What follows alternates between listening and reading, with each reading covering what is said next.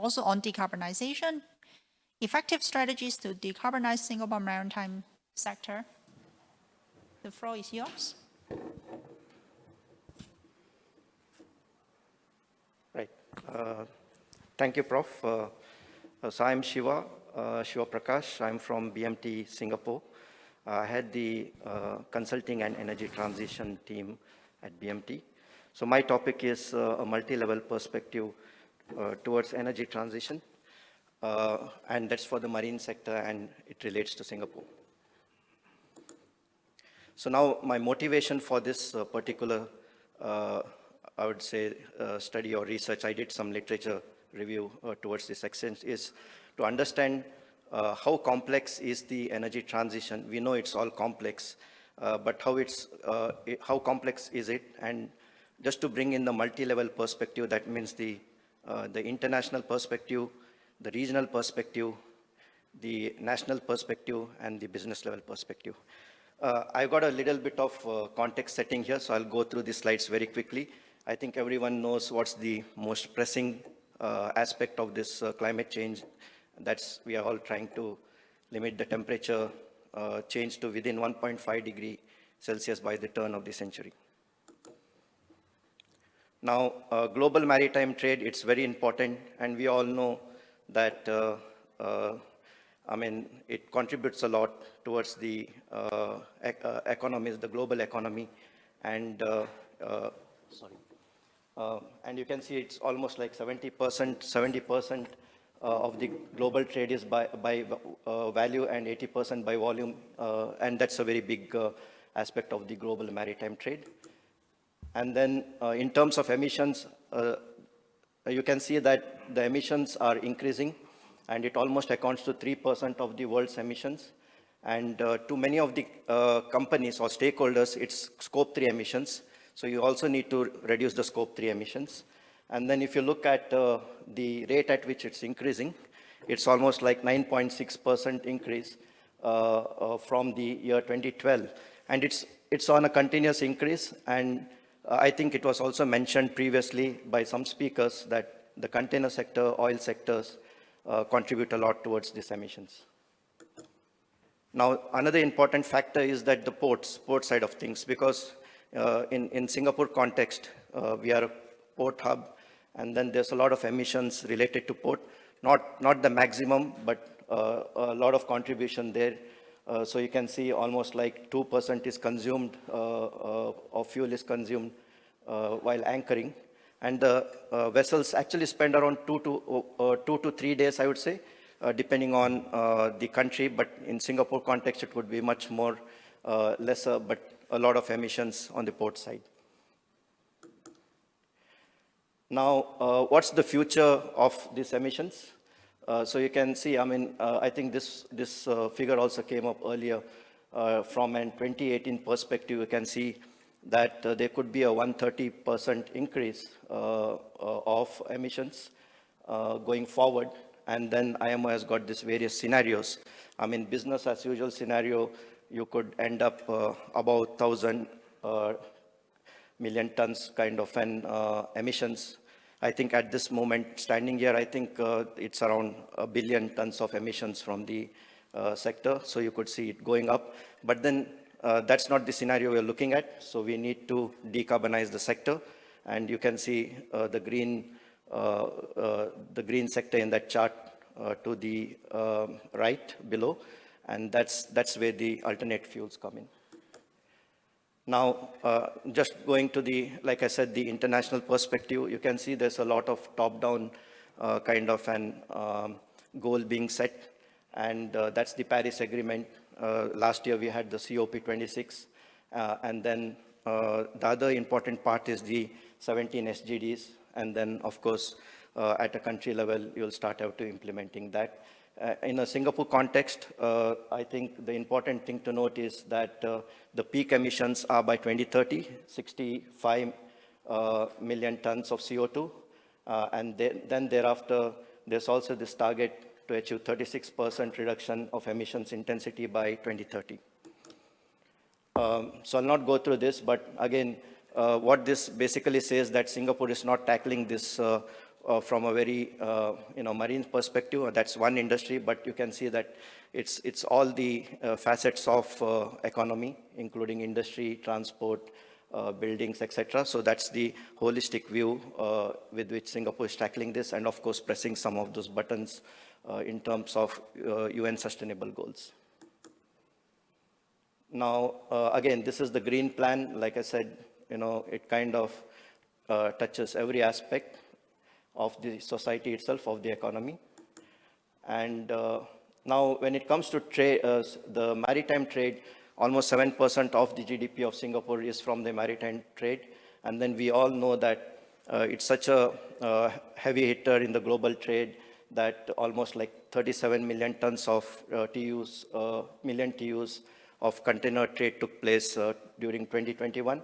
And then it's one of the biggest bunkering hubs, 50 million tons, 2021. And then, of course, you got the LNG showing up in a small way as 0.05 million tons. Now, this is basically I'm getting to. This is the international perspective, and I think there were previous discussions on this. So UN, FCC, and IMO have basically, have this commitment to reduce 50% by 2050. And then if you can see, like, in terms of intensity reduction, you can see on the right side, the top chart, a lot of this is, initially it's through efficiency gains, but a lot of it in the future, the blue segment there is basically from innovation. So that means there's a lot of uncertainty there. And we have to, as we speak, probably the innovation is happening, but innovation comes with a lot of uncertainty.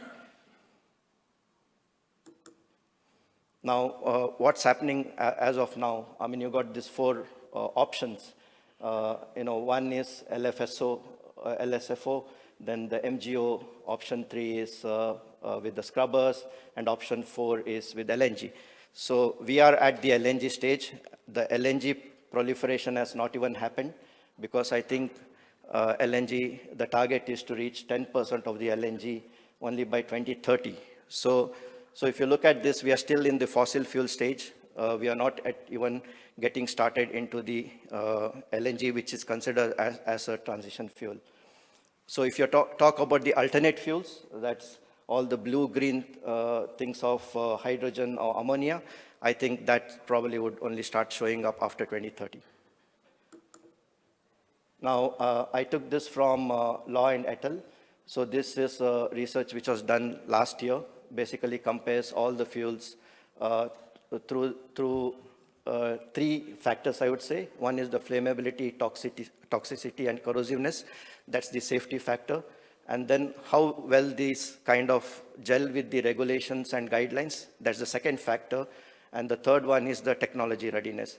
Now, if you look at the last column to the right, you will see that scale is an issue. So most of the fuels don't have the scale at this point of time. So that means a lot of work has to be done. Why is scale important? Because end of the day, fuel is a commodity. So if you don't commoditize that, it's not fungible. And if it's not fungible, that means you don't get the price discovery. Now, I just want to bring in the technological perspective here, because the alternate fuel actually depends a lot on technology innovation. And you can see in this that, we talk about solar and offshore wind. So by 2030, you are expecting a lot of reduction. And this directly feeds in the levelized cost, because most of the molecules you're going to produce thereafter is actually going to come from this reduction. So this has to keep course, so then you'll have the alternate molecules. Now again, this is a little bit about the offshore wind. Now, just to give a perspective, you can see how big these turbines are. Just to relate from a Singapore perspective, it's bigger than the Singapore Flyer, but you can see it's almost like 2/3 of Petronas Tower. So these are so big. One rotation of these turbines can actually power an average house for almost 2 days. So this is the kind of technology innovation we are looking at. Now, just want to bring the regional perspective because a lot of things which happen with respect to Singapore, you got the free trade agreements, etc. You got the ASEAN. So we need to get these regional perspectives inside. And then a lot of this is related to the energy side of things. That's affordability, security, and then, of course, the socio-economic aspects of this. You need to create jobs, and you need to ensure that it's all gelled with the local systems. Having said that, the regional context is not homogeneous, it's very heterogeneous. Now, if you just look at the ASEAN countries, most of the countries have their own, I would say, strengths in terms of fuel. For example, some countries along the Mekong Delta could be actually producing a lot of electricity from hydropower. If you look at neighboring Malaysia, their strength is on the upstream sector. So that's basically, they would probably go the route of producing the conventional fuel, conventional fossil fuel, but going for carbon capture and sequestration. Again, if you go to probably Indonesia, it would be more on geothermal. So it's a very heterogeneous system, I would say. So just bringing in the regional aspects so that there are challenges to get a consensus. Now, getting to the national perspective. So you can see here in a Singapore context, that the low-hanging fruits are basically on the port side. That means, you're trying to do those small things like electrification of the yard, shore power, LNG bunkering, and of course, as we see recently, there's a lot of buzz on electrifying the short-haul harbor crafts.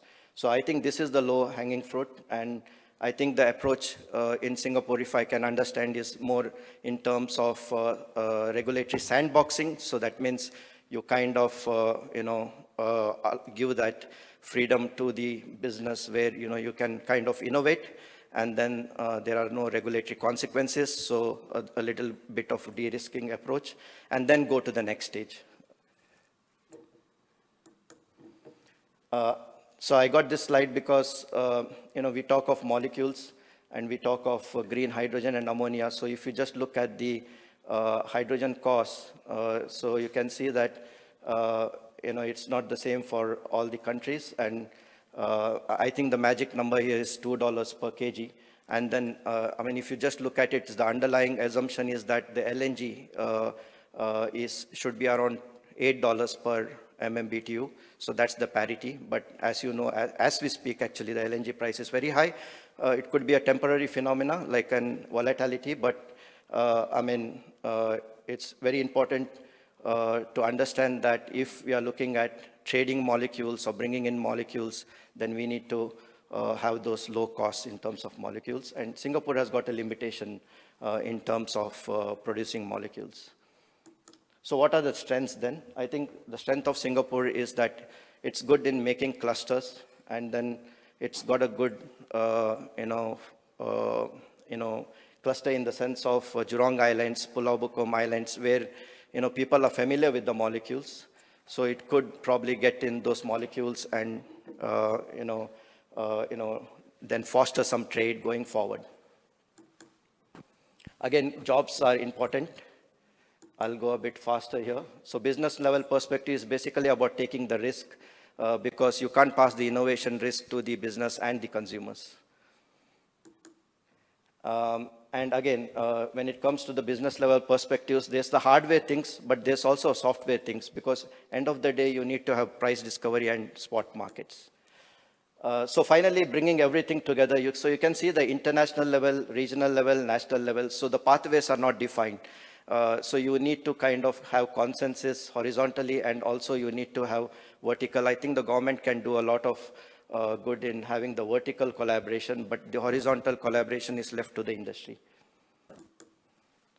So how would the pathway go? I think we heard that in some of the talks, bend the curve. So you could have it going in, in segments or stages. The quick harvest one, so that's basically the LNG and efficiency part.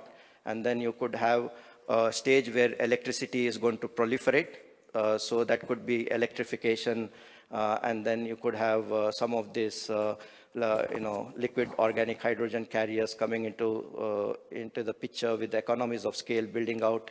And then the final stage is where actually the molecules will make its emergence and then probably impact the maritime trade side of things.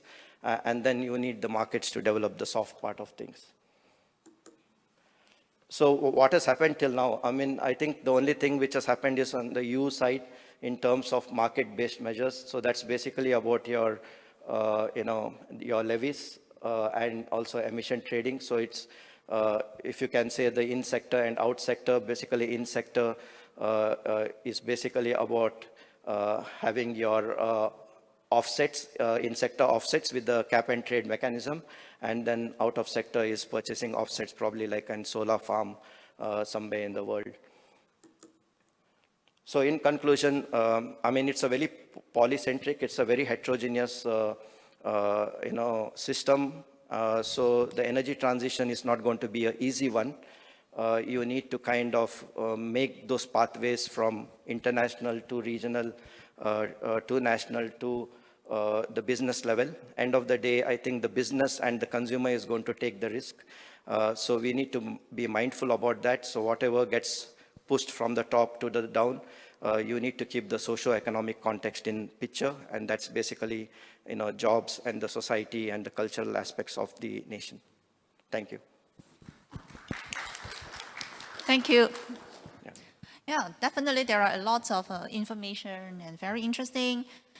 We may have one very quick question, if there is any. No? All right, okay. So that's very good because we need to keep to the time as well. Okay, thanks again, Thank you. Mr. Rao. Yeah, okay. bye.